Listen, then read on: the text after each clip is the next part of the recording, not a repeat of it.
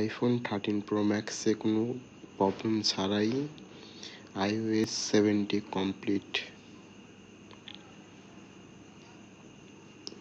খুব দ্রুত এবং খুব সুন্দরভাবে হয়ে গেছে, কোনো রকম সমস্যা ছাড়াই। এখন আগের থেকে অনেক ফাস্ট কাজ করতেছে, কোনো রকম হিটিং ইস্যু নেই, কোনো ব্যাটারি ড্রেন হয়নি।